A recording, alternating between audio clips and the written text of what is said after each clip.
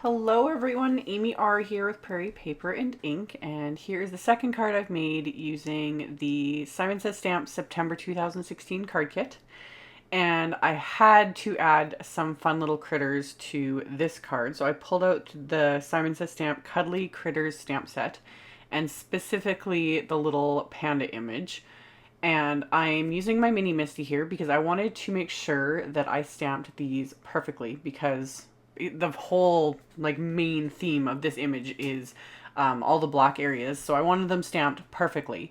So I used my mini Misty so I could stamp each of the images twice with Simon Says Stamp Intense Black ink, and I'm stamping it onto their smooth white cardstock that comes in the kit. And once I was done stamping them, I pulled them out and then just added a little bit more definition with some Copic markers. Not very much because they're pandas, which is one of the reasons why they're one of my favorite images to work with. I've said that in other videos. I like pandas and snowmen and penguins, and just because they're easy. So I added a little bit of pink to their cheeks with some Copic markers. I used R20 and R quadruple 0.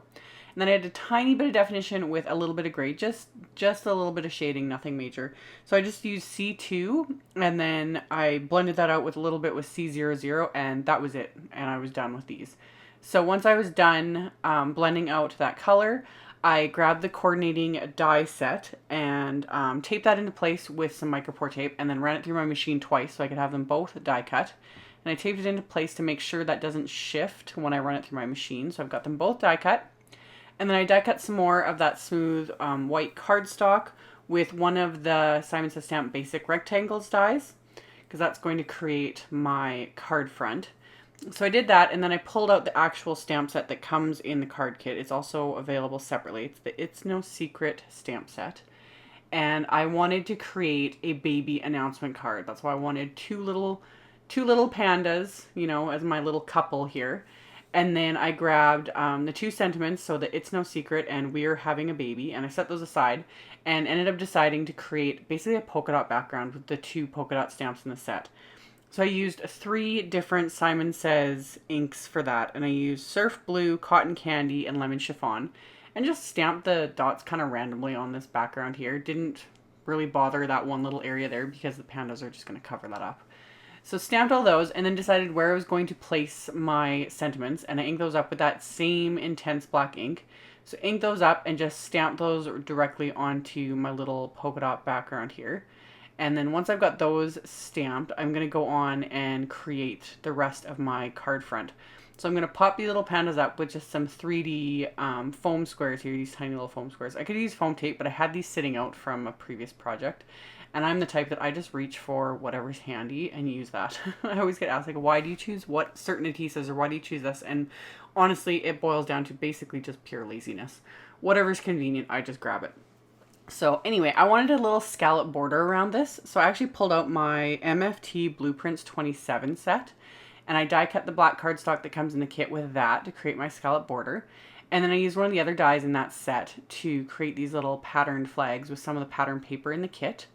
And as a final bit, I die cut more pattern paper from the kit with the largest of the basic rectangles dies and cut out the center, which I showed in my previous video using this kit, just a way to conserve paper since you're not going to see any of that. It all gets covered up. So yeah, cutting out the centers of your pattern papers and cardstocks is a great way. One, it also lightens up your cards if you're worried about the postage, if you're worried about going over on postage. It's actually amazing how much, how a little bit of paper can just tip it right over to increase your postage. So if that's something, you're into, or if you just want to conserve the fabulousness that is this pattern paper, I absolutely love it. So yeah, you guys see me, I'm hoarding this pattern paper. So I adhered the main paneler to my card base, which was more heavyweight, smooth white cardstock there. And then adhered everything just using my Tombow Money Multi because I just wanted to adhere it all flat. And then I adhered those little die cut flags there with the pattern paper that I die cut. Adhered those into place, and then I'm going to go on and create the inside of my card, which is the funnest part. I said this in the other video, I was so excited.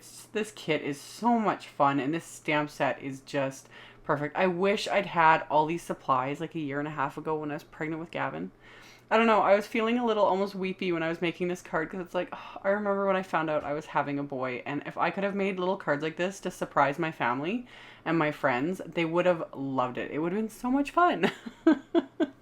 So, anywho, I stamped the background again with those polka dots because they were just cute and I thought just to continue the theme.